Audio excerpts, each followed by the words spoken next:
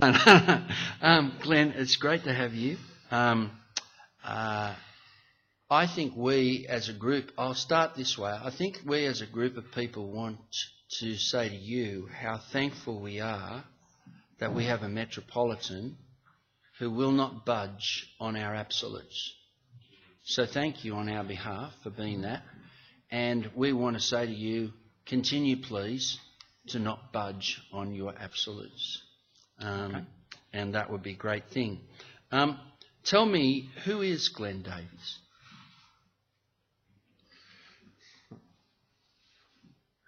We haven't rehearsed it. No, we haven't. You did say you could ask whatever you like, didn't you? Okay, who is Glenn Davies? You told me. You did. Okay, who is Glenn Davies? Well, okay, I'm a child of God, made in his image, saved by his Son. That's the real person.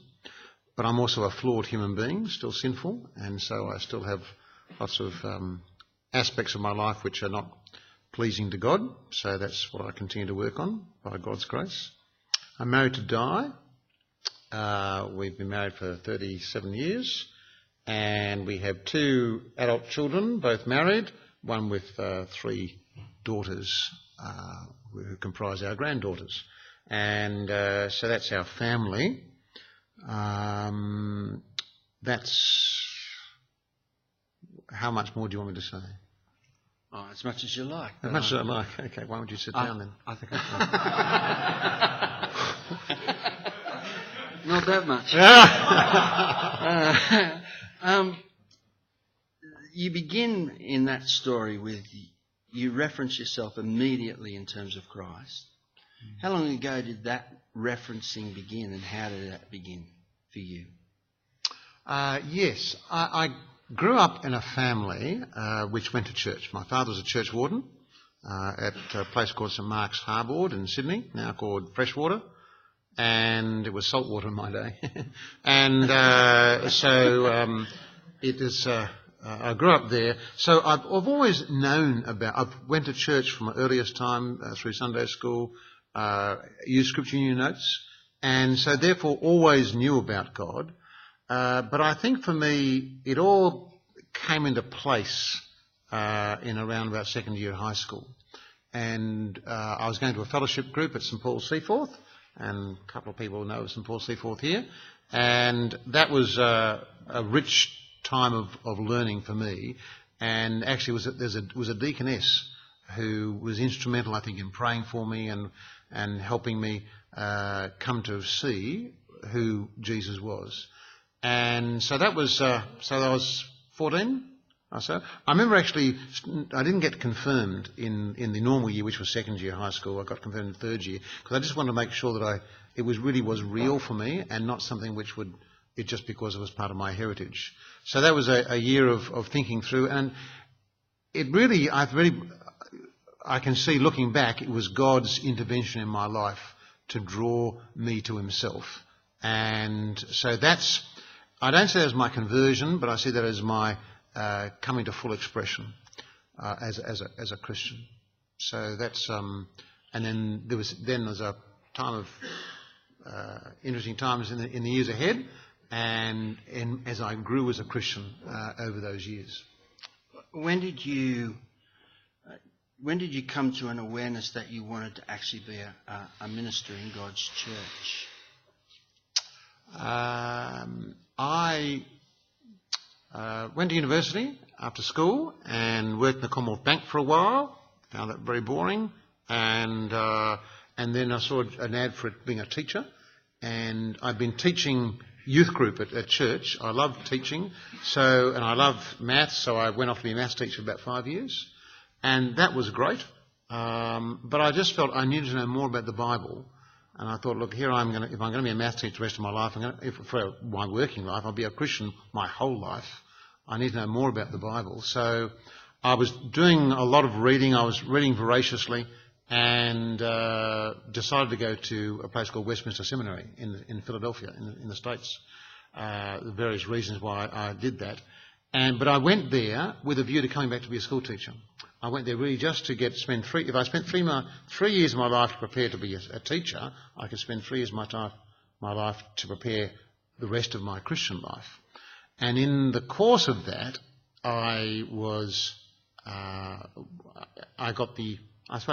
God called me into full-time ministry through the affirmation of the church. I had affirmation from my local church, but sometimes it's the local boy done well kind of thing, and I didn't want to just do it as the norm, and I wanted to test that it really was. If this really was of God, then the church in other places would recognise gifts in me, and that happened. I had a 3-month in the summer in the States. I went down in Atlanta and worked in a church there and preached every Sunday night and did the youth group and things like that.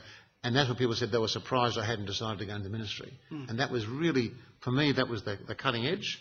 And I wrote back to the bishop back in Sydney, and so I was interested in doing that. And they said, well, you have to come back and do a year at Moore College to de-Presbyterianise me.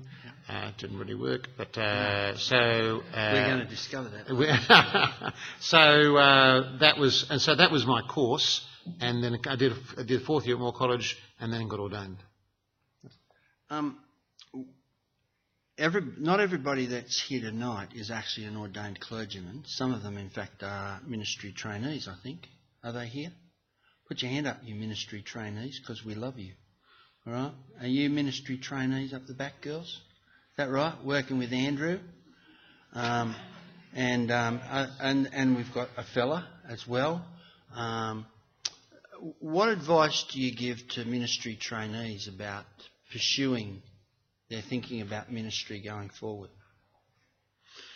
I was blessed to have a pastor at Seaforth, where I grew up, who expressed great confidence in me and allowed me to do things. So he allowed me to preach, and he encouraged me to do things. He shared things with me. And I think the best way is to, in ministry, if you're a ministry trainee already, you've already, in a sense, made that step to sort of explore that. And I would say, test everything of the gifts that you've got. Don't be afraid, and don't be afraid to make mistakes. I've made lots of mistakes. Still make them, actually. And don't worry about that. Explore the gifts that God's given you, and ask questions of people who are in ministry around you, so that you can maximise your learning in dialogue and ask them, why do you do what you do? What do you say at a funeral? What do you say at a marriage preparation? What do you do? How do you preach? How do you teach the gospel to a 3-year-old as opposed to a 33-year-old? Ask all those questions and explore the resources you've got around you, and get feedback on the kind of things you're doing. And I think that follow your heart, really, the passion. I remember we had Leon Morris come, and someone asked him the question, what's the important thing for a minister? And I was expecting him to go through all the lists of 1 Timothy 3, and he says you have to have the passion and the heart for people. If you haven't got that passion and heart for people, then your ministry will be dry. You'll have all this knowledge, but if you've got a passion for people to bring them closer to Christ, either if they're outside the kingdom or in the kingdom to become closer to Christ, then your ministry will be dry. So if that's not your passion, then pray that God will inspire and fan that flame of passion. Interesting, that's what Paul says to Timothy, to fan the flame of the gift that you have. I take it that means there's something active that we can do in fanning that flame. And obviously it comes from God, but give ourselves to God to allow him to work in us, to change us so that we can be a blessing to others. Change track a little bit, make it a little kind of gentler. How'd your ass die out the first time? Oh, you'd have to sit down for this one. She asked me out, actually. It was her cousin's wedding. It was a cousin's wedding, and so I went. We knew each other as a couple. She got converted in year 12 at high school. I remember her coming to the youth group in year 12, when she was in year 12. She doesn't remember me, but anyhow, I remembered her, and she was a lovely looking lady, and we were just good friends. And but when she invited me out, and then when parties would come, then we're both sort of singles, so we would hang around and do things together. And really, there were times in our relationship which we had lots of conversations, and I'd take her out for dinner, and we'd talk through our relationship, but nothing ever happened. And I suppose from 10 years, I then went overseas, and we went out with the good friends of ours, a married couple, and we weren't quite sure, the four of us, whether the next time we'd be together, there'd be five of us or six of us, whether Diane would marry or I would marry or who knows what. But in the background, a lot of people in the church were praying that Glenn would actually open his eyes up and realise what a wonderful woman this woman is. But Glenn didn't open his eyes properly until he was over there in America. And I wrote to her. I like to say I wrote these passionate love letters. When I say that publicly and she's around, she frowns because they weren't passionate at all. They weren't even love letters. So they were letters, that's about all. And one letter I'd written about just normal things. And the very last line of the aerograms, for those old enough to remember what aerograms look like, I wrote back, perhaps we should talk about whether there's any future in our relationship. And so she'd been thinking about going overseas with a girlfriend, so she decided to do that. And I said, why don't you come and let's chat and talk. My pastor I was talking about, he'd been praying for this. He was a matchmaker of old, and so he gave Di $50. This is 1978, which is about $250 in today's money, so that this poor theological student could take out this girl. So I did that. So I took her out to, which I thought was a really romantic thing to do actually, took her out to a show of My Fair Lady. It was a dinner, dinner show. Those sort of music halls, you have dinner and you watch a show. I thought that was great, but we weren't in an intimate table of 2, we're in a long table of 17. And she sat underneath an air conditioning duct because she got a cold, and it was really probably and sitting and listening to My Fair Lady with American accents just didn't work at all, and it was really probably the worst night we ever had together. However, after about 3 weeks or so, I was thinking, this whole business about when you get, you'll know the person when you want to marry the person, and you're looking for these signs and wonders and things like that, and somehow you're going to know, but I wasn't quite sure. So I took the plunge, and then asked her to marry me. We were in Vermont. We were staying with some friends of mine up in Vermont. Am I going too long? Yes, you're standing up next to me now. I know, you say I could talk as long as I like, so there we are. I'm certainly not going to ask you how it's been after you got married. No. So on the 1st of June in 1978, I took her out on a nice, dark, moonless night. And there was a noise in the woods, because possums or things like that. So she huddled closer, and I proposed to her. So the next morning, I proposed to her just outside a cemetery.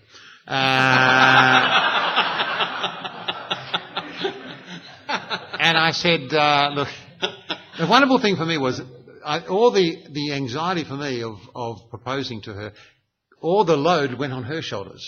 Because she had an idea of the kind of person I was, that I'd be as kind of a controversial, difficult person in many ways. And so she took 3 weeks to decide to say yes, which was fine. I said, you can take it as long as you like.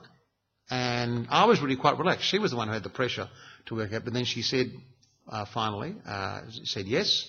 And that was a wonderful thing. And we'd just come back from Philadelphia. And we went back to the very place where and friends we met in Philadelphia 37 years ago. So that was great.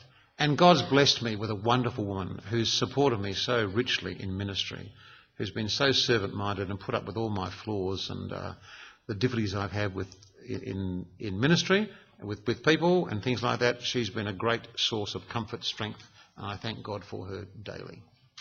Well, all I can say is way back then outside the cemetery, it's a pity that she didn't have that ad. If only she'd gone to Specsavers. Sorry. It didn't go down well. Whoops. I laughed anyway. Yeah, good on you, mate. I try to be generous and gracious. I know. It's good. Country bishops.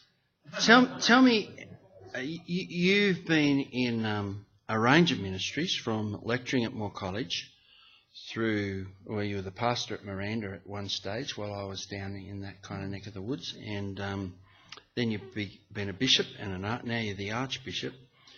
I imagine that the stresses and strains of ministry on family life have been just as difficult on you as they've been on anyone, and perhaps now in the job that you currently got might be worse than anybody's.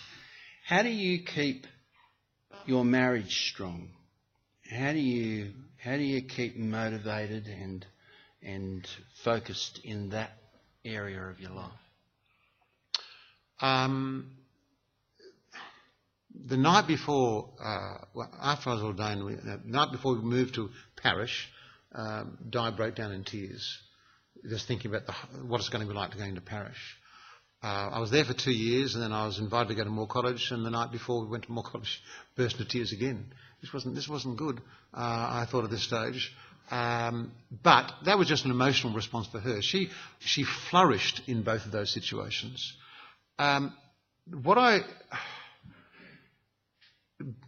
What keeps my marriage alive is intentional cherishing and nourishing of the marriage. And that will vary at different stages of married life, before children, through children, and grandchildren, and now it's just the two of us, of course. So it's that intentionality which allows, if she knows that I'm going to give her time, she will give me time when ministry demands it. For me, a classic example was, I'll give two examples. One of her ministry to me. My associate minister, died in office at the age of 42. Died on early Monday morning. I remember saying goodbye to him on Sunday night. I get this phone call on Monday morning. Go to the hospital. It's about 1 o'clock in the morning, I suppose. Sit with his wife whilst the surgeons are doing resuscitations and things like that. But in the end, he died that morning. We had a massive funeral on the Friday that week, and it was like 1,000 people came to St Luke's Miranda. It was an enormous funeral. Let me think. I think it was just an exhausting week, and I can't remember. It was one of the nights that week. I think it might have been a Thursday night, even, or Wednesday night of that week. I got a phone call at about 12 o'clock at night. We're both in bed, woken up, phone call, and it was a parishioner saying, "My mother's in hospital dying. Can you come and see her?" And I, Diane heard this, and Diane said, "You are not going to drive yourself to the hospital. This has been a terrible week. I'm going to drive you to the hospital so you can minister to this family." I know that just blew me away. She could easily have said, "Look, you need to stay here. You've got a funeral on Friday and all the rest of it." But she did that. What I did, intentional. You asked me how to keep marriage alive. Because I'd chosen to propose to her on the 1st of June. I did that deliberately so I'd remember, and of course promptly forgot the following year. I haven't forgotten a wedding anniversary. Wedding anniversaries, I give her a rose for every year we've been married. So it gets more expensive. Once it was a rose bush, that was good. But that's just sort of something that I do. On our 25th, on the 20th, must have been 20th, when we were married. On the 20th anniversary of our engagement rather than our wedding, I organised the children to be looked after by someone, organised a place up the coast to stay, a nice sort of luxury place for a couple of days in the middle of the week, and she didn't know anything about it, and I said, "Pack your bags, we're going off." And she said, that was probably the most romantic thing I'd done, she thought. And some of the men in the church said, "You've really ruined it for our marriages by doing this," because everyone's talking about it, all the wives are talking about it, but trying to find something which is special and significant along those lines. That's what I do. We pray and read the Bible nearly every night. Sometimes we don't, but that's our regular routine, and that's been a great blessing to us too. I asked you a couple of questions about the struggles of ministry. I've asked you about marriage in ministry. You've obviously ministered to many singles in ministry. What kinds of things have you learned about ministry of singles that's encouraging and helpful and uplifting? And what might you help us to understand about the suffering of a single in ministry? The thing when I was in America as a single man, there was a family who lived about half a mile away, who at the church, mother and father. They had 3 girls in college and an adopted boy who was 10 years of age. And they basically looked after me. So I went to church with them. Sunday lunch, I regularly go back to their place for lunch, and Friday night Bible study in their place. I remember thinking, and I said, it would never occur to me to think about what's it like to be a single theological student. I'd actually look after single theological students, which before I realised I was going to actually be at Moore College and do that kind of thing, which I did, and I had a special interest in singles in Chapo House. I think what I learnt as a single person is the value of, I'd say, family in the broader sense of the word.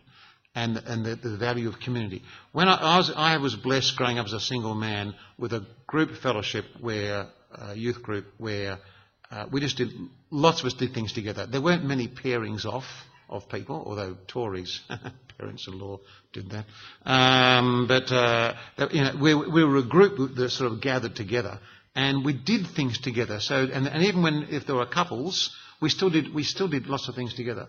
I think that ministering to singles is to make sure that they're engaged with relationships in a broader sense. And that's especially true. You see it particularly when couples get married. They become so obsessed with themselves they forget about what it was like to be single. And it's very important for couples to have a ministry to single people.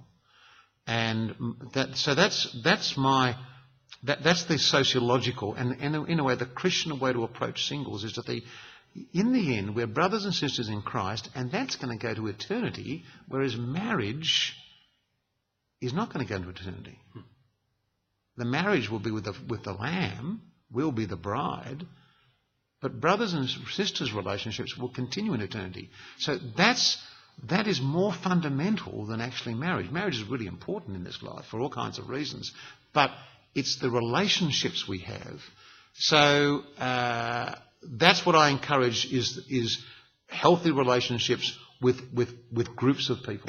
My second daughter, never had a boyfriend, but was always in groups with girls and boys. So there was a mixed group, and she got close girlfriends. And when she was 30. She met a non-Christian friend, and they were just chatting, and they said, "Look, I know another guy, and he's really just like you. I think the two of you would be good together. Would you like me to give him your number?" And she said, "What the heck? I'm 30. What's there to lose?"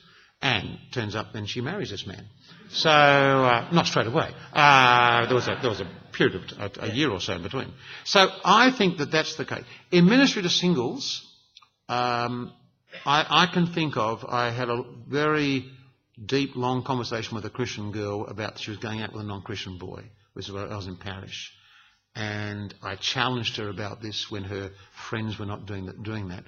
I challenged her about that. And in the end, she broke it off. She then she found another guy and said, "Look, this guy's not a Christian. Can you talk to him?" So I talked to him, and he became a Christian. She wrote to me about 3 years, or I suppose about 5 years after her marriage, and thanked me that I had the courage to tell her not to marry the non-Christian that she was first going out with.